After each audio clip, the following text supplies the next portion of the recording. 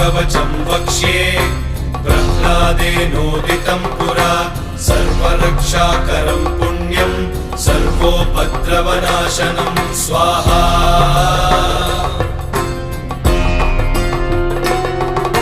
सर्वसम्पत्करं चैव स्वर्गमोक्षप्रदायकं ध्यात्वा नृसिंहं देवेशं हेमसिंहासनस्थितं स्वाहा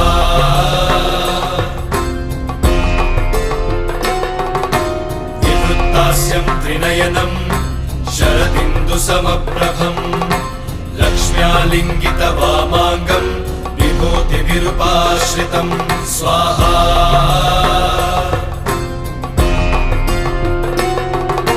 चतुर्भुजं कोमलाङ्गं स्वर्णकुण्डलशोभितं श्रिया सुशोभितोरस्कं रत्नकेयूरमुद्रितं स्वाहा